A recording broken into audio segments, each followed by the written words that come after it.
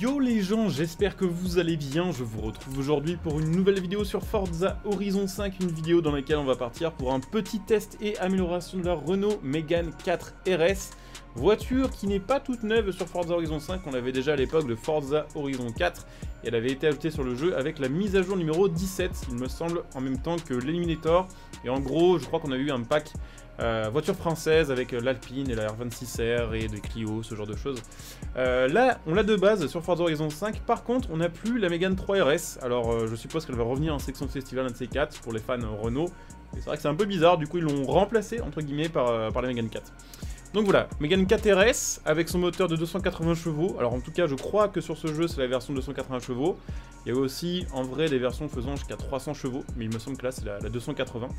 1600 kg environ, 0 à 100, 5 secondes 8 et 250 en vitesse de pointe, sachant que la version 300 chevaux tape quasi 260.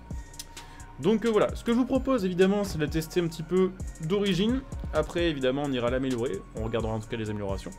Et puis, on la retestera avec les améliorations, je sais pas trop ce qu'on fera dessus, sachant que, vu l'indice performance de la voiture, en classe B en gros, et vu le potentiel qu'elle avait sur FH4, je sais pas si ce sera très intéressant de la monter vraiment au max. On verra bien. En tout cas, elle est plutôt jolie et je pense qu'ils ont pas mal refait quand même de choses au niveau de l'esthétique, de plein de reflets, de plein de matériaux, parce que cette voiture-là, au niveau de l'intérieur, ça rend quand même beaucoup mieux que sur Horizon 4. Donc ça fait quand même plaisir, sachant que cette voiture-là, à mon avis... Le modèle 3D qu'on a sur Horizon 5, c'est celui du 4, avec quelques modernisations au niveau de l'esthétique, mais c'est plus ou moins la même. Petite chose à préciser, je fais cette vidéo au volant, puisque je me suis dit que les tests et améliorations, c'était des vidéos assez chill. Au final, on parlait un peu des voitures, on les présentait, on les testait. Effectivement, bon, on essaie de rouler un peu vite quand même, de pousser les voitures. Mais c'est pas comme le Top Gear Equinox où le but c'est de faire les meilleurs chronos, où là effectivement je ferai toujours les serrer à la manette parce que c'est plus pratique. Là pour le coup, quand on se fait un petit test et amélioration, je me dis qu'au volant c'est peut-être plus sympa pour pouvoir regarder. Et puis pour moi c'est plus sympa à jouer clairement au volant qu'à la manette, surtout avec ce nouveau volant, avec le T248 qui est franchement une bombe je trouve. Donc je ferai la vidéo au volant. Le seul truc, faudra me donner votre avis par rapport à ça, et bien dans les commentaires de cette vidéo, c'est que ce volant-là, donc le T248, est un très bon volant. Voilà, c'est un volant qui vaut aux alentours de 300 €, et clairement dans cette gamme de prix, on va dire hors promo, je pense que c'est un des meilleurs volants que vous pouvez avoir en termes de gameplay, en termes de retour de force, de feeling avec les voitures. Il est vraiment particulièrement bon pour un volant dans ces prix-là. Par contre, évidemment, pour avoir un volant qui fait le taf et qui est pas cher, ils ont, on va dire, un peu pioché dans le budget finition, je pense, parce que le volant a un côté très plastique, et notamment un truc qui est chiant, et c'est de ça dont je voulais parler, c'est que les palettes, pour passer de vitesse, parce que je joue aux palettes, je ne joue pas à la boîte de vitesse, je n'aime pas ça, eh bien les palettes sont en plastique à l'ancienne, et quand je passe les rapports, ça fait pas mal de bruit. Bon là j'abuse un peu pour vous rendre compte du truc. Donc si jamais c'est trop chiant pour vous à écouter, s'il y a vraiment trop de bruit et que vous trouvez ça insupportable parce que vous entendez pas bien le son des voitures ou je sais pas quoi, faudra me le dire en commentaire et j'aviserai. Mais c'est vrai que si ça vous va, voilà, si c'est pas trop gênant pour vous, sachant que je peux rien y faire à ce son là malheureusement, même en utilisant RTX Voice ou quoi, vu que c'est pas un bruit d'ambiance, c'est pas un bruit constant, c'est vraiment juste voilà, un bruit qui arrive de temps en temps, je peux pas l'enlever en fait des pistes. Ou alors il faut que je fasse un cut, à chaque fois je passe un rapport, mais ça va couper dans les phrases, bref, ça va être chiant. Mais voilà, dites-moi, en tout cas, si je peux faire toute cette série de vidéos au volant, ce sera cool, parce que globalement, on sent quand même beaucoup mieux les voitures au volant qu'à la manette, surtout sur Horizon 5, sur lequel, eh bien, la physique volant a été refaite. Donc voilà, petite Mégane 4 qui, comme vous l'aurez vu, accélère bien, hein, c'est 280 chevaux, elle les fait. Alors effectivement, là par contre sur terre, c'est assez compliqué, on n'a pas du tout les bons pneus pour ça, donc ça glisse, hein, clairement on a une direction archi floue. Mais bonne accélération, freinage qui a l'air d'être plutôt bon. Et puis on a tapé déjà une petite pointe à 230. Donc ça a l'air plutôt cool, on va essayer de rouler un peu. On va se faire la section qui arrive, il y a un petit peu de virage haute vitesse, voir comment ça se passe. Sachant qu'en plus maintenant il pleut. Donc effectivement en ce moment sur le jeu c'est la saison plutôt des tempêtes. Globalement c'est pas le meilleur moment pour tester la tenue d'une voiture. Mais bon, voilà, on va faire ce qu'on peut. Clairement, la pluie sur ce jeu, au volant, j'ai un petit peu de mal pour l'instant. J'ai très peu de temps au volant sur Horizon 5, donc je fais ce que je peux. Voilà, heureusement que je joue un petit peu Horizon 4 au volant, parce que là, repartir à 0 sur Horizon 5, ce serait pas le plus simple, clairement. Donc ouais, bonne petite voiture, qui coûte 37 000 crédits, qui est dispo au salon auto d'ailleurs. Donc si vous la voulez, c'est assez simple, il n'y a pas besoin de la débloquer et de se faire chier comme sur Horizon 4 où avec la sélection de festival ça l'avait rendu hyper rare et qu'en gros fallait payer 20 millions de dollars, 20 millions de crédits plutôt in-game pour pouvoir l'acheter. Bon là voilà, 37 000, vous faites une fois le Top Gear Equinox, vous faites un tour de Goliath et vous pouvez en acheter 2 ou 3 quoi, donc ça passe largement. Donc ouais, plutôt bonne tenue de route. Il y a un seul truc que j'arrive pas à voir depuis tout à l'heure, je sais pas, faudra regarder peut-être au ralenti ou un truc comme ça, je vais peut-être prendre la manette pour ça. Normalement cette voiture là, il me semble qu'elle a les 4 roues directrices. Est-ce que c'est fait sur le jeu? Normalement les roues arrière sont censées tourner, il me semble, dans le sens opposé aux roues avant, jusqu'à une certaine vitesse pour eh bien, améliorer le braquage. Et j'ai beaucoup de mal à voir si les roues tournent, ou si c'est simplement que la voiture tourne et donc les pneus réagissent. C'est possible que les roues arrière directrices soient peut-être bien faites en fait. Ça expliquerait qu'à basse vitesse, elles tournent vraiment super bien en fait. Donc ouais, plutôt cool. Oula. Donc ouais, ce que je vous propose, c'est d'aller jeter un petit coup d'œil aux améliorations. Et puis voir ce qu'on peut lui faire. J'ai pas trop de cash, donc j'espère que ça passera. Sinon, bon, je sais pas comment on fera, on ira farmer un peu pendant la vidéo. Tiens, Mégane 4, effectivement, il m'en manque plus que 3. Il manque la R26R et la Clio RS. Et du coup, j'aurai le petit prix qui va avec. Je sais pas ce que c'est le prix, je suppose que c'est un wheel spin. Je ne sais pas. Où est-ce qu'on va aller? On va aller ici. On sera pas trop loin de l'autoroute. Si on veut faire un test d'accélération, on pourra direct le faire. Donc je sais pas, je pense pas qu'on la swap. Je sais évidemment qu'on va pouvoir... Enfin, je suppose qu'on va pouvoir la swapper avec le Turbo Rally. Est-ce que ça a vraiment un intérêt de mettre le Turbo Rally sur une voiture comme ça? Je sais pas. Donc vous me direz. Et d'ailleurs aussi, pareil, dites-moi pour la vue du volant, la caméra qui est là. Si ça vous va comme elle est placée là, bon effectivement, elle est peut-être pas tout à fait en face de l'écran. J'ai pas de GoPro, j'ai pas ce qu'il faut pour faire ça. Et après, je peux faire quelques petits changements et quelques petites adaptations, on va dire, s'il y a besoin, quoi. D'ailleurs, je vais remettre un peu plus droit. C'était peut-être pas hyper droit pour ça. Donc c'est parti, amélioration et réglage, évidemment à la manette, la petite manette Forza Horizon 5, puisque dans les menus, c'est quand même plus agréable la manette. Modification de moteur, voilà, le Turbo Rally. Donc autant vous dire qu'on va pas swapper parce que le Turbo Rally, je n'en peux plus.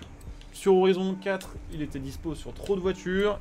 Et clairement sur Horizon 5, vu qu'ils se sont fait chier entre guillemets à refaire les sons, je trouve ça tellement dommage de changer de moteur, sachant que chaque voiture, au final, presque, chaque voiture sur ce jeu fait un son unique. Donc celle-ci fait un son unique d'ailleurs, qui est parfois assez proche d'autres voitures, on est d'accord, mais il y a toujours une différence, que ce soit en vue extérieure, en vue intérieure, que ce soit dans les accélérations, dans les bruits mécaniques ou quoi. Il y a toujours une différence. Alors oui, par contre, effectivement, je suis en train de penser que la caméra, dans ces moments-là, ça va être un petit poil relou pour les améliorations, mais bon, de toute façon, en général, on met le kit course partout, et puis vous pouvez voir normalement les améliorations course à droite de la caméra. Alors peut-être que je la mette plutôt à droite la caméra, mais je pense pas que ce soit vraiment gênant. Effectivement, par contre, ça sur Horizon 4, ça posait pas problème, parce que sur Horizon 4, l'ATH, on va dire, pour ça, était quand même très différent. On a quand même une bonne tenue de route, un 6.3. On a une accélération qui est pas ouf, par contre 4.4, mais je pense que c'est parce que c'est une traction et qu'on a 550 chevaux, donc compliqué. Compliqué sur les roues avant, d'ailleurs on va peut-être la mettre en 4 roues motrices, on verra, parce que là à mon avis on testera.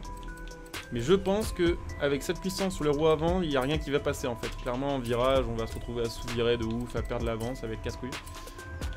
Dans tous les cas, on va la mettre en pneu slick. Déjà ce sera pas mal. Tenue de route à 7. Freinage à 8.2 et vitesse à 7.3 quand même.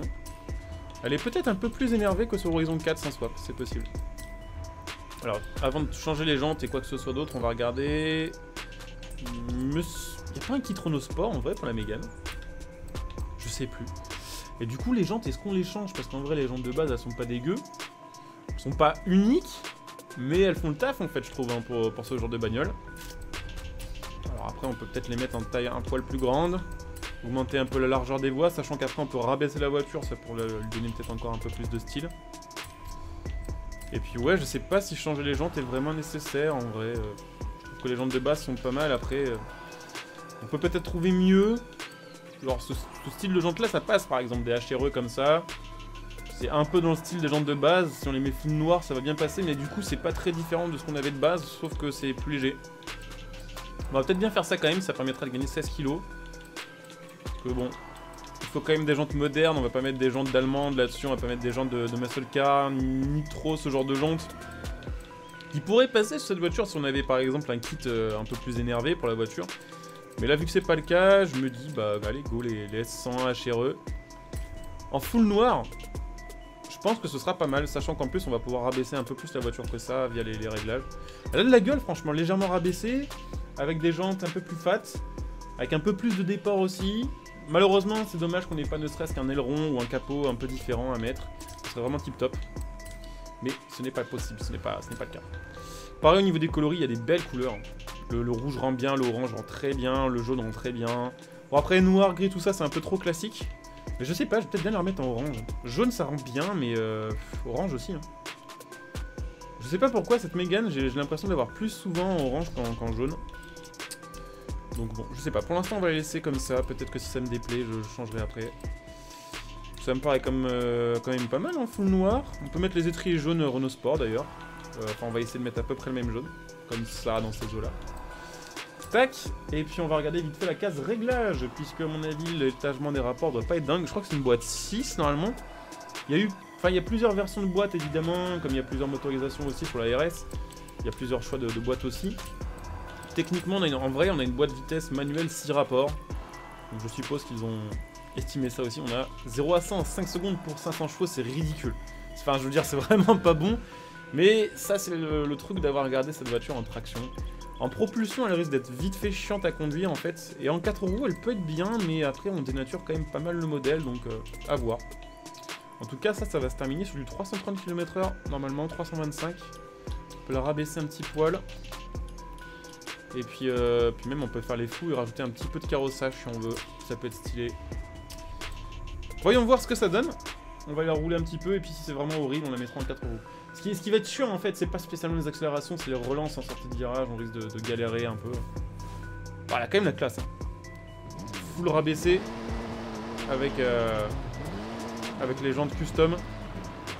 Un petit peu de carrossage, alors attendez, on va se mettre à un endroit où on la voit bien pour ça. Puis on va aller se faire de l'autoroute direct, hein, comme ça c'est fait, on va se faire un petit test d'accélération. Voilà, évidemment les jantes sont dégueux, super.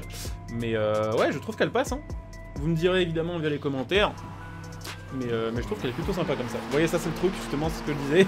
En traction, si on utilise 100% de la puissance. Je pense jusqu'en gros en 3ème vitesse. Ouais, en 3ème ça passe.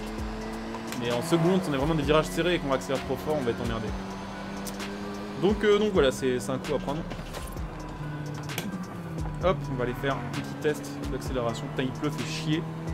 Ouais, c'est pas grave, vous savez quoi. Tant pis. Allez, c'est parti. Ah, attendez, on va essayer de faire un... Je sais plus comment on fait. Voilà. Alors, j'ai raté. Un launch control. Allez, go. Ouais, launch control en traction avec 500 chevaux. C'est quand même pas dingue. Bon, par contre, elle accélère bien, c'est clair. Et puis, on a un son sympa aussi. Petite modification sonore avec les améliorations du moteur. Donc, plutôt cool aussi. Ouf. La direction est dure, sa mère. Cette vitesse là avec cette voiture, on ressent super bien les différentes bandes d'autoroute là, c'est assez chelou. Ou alors je sais pas, il y a un petit truc bizarre là parce que la voiture tremble horriblement. Est-ce que c'est la ligne droite qui fait ça? C'est possible, c'est possible. J'ai jamais eu ça, pourtant j'ai roulé, j'ai fait déjà quelques courses avec les abonnés à plus de 300 km/h, mais sur d'autres cas ça faisait pas ça. Peut-être le carrossage aussi, hein, c'était un peu con, on a du carrossage, c'était pour le style, mais à haute vitesse c'est pas dingue. Un petit 320 km/h quand même. C'est plutôt pas mal. On est en quoi comme classe? Ouais, en S1 848 en fait, 320 c'est pas fou. Je rappelle en A, je sais plus, je crois que c'est lundi soir, on a fait une petite vidéo, style avec les abonnés en multi, en A courant Integra, où en A on arrivait à choper 350 km/h. Bon après elle faisait 700 chevaux en A, c'était pas maniable, mais elle le faisait. Freinage plutôt sympa aussi, hein, de ce que je peux voir. Tiens, on va aller prendre la sortie là-bas. On va accélérer un petit peu. On va prendre l'espèce de lacet bizarre là. L'espèce de... Merde, c'est ici. Oula. Ouais, là, si je réaccélère, en fait, c'est ça, on fait des tout droits, clairement. Enfin, voilà, il faut accélérer, mais style à 50% d'accélération et encore.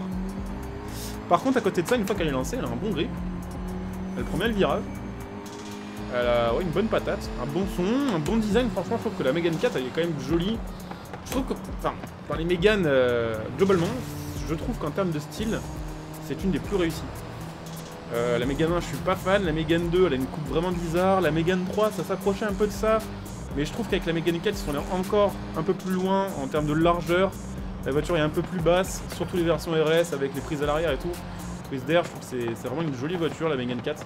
Et puis malheureusement, ils étaient bien partis, ils étaient dans un bon sens, je trouve, au niveau de l'amélioration du changement de design. Et puis bon, là, ils ont sorti la Mégane 5 qui est un crossover dégueulasse. Du coup, la Mégane 4 est potentiellement, je pense, la plus belle des Mégane de tous les temps. Oula, par contre, le volant, ici là, c'est chaud. Potentiellement, ouais, peut-être la Mégane la plus jolie de tout le temps. Voilà, on verra bien dans le futur s'ils arrivent à refaire une Mégane qui est une berline et qui est pas un SUV. Mais très stylé, je trouve. Et puis, ouais, bon design. Zéro custom. Perte plutôt pas mal.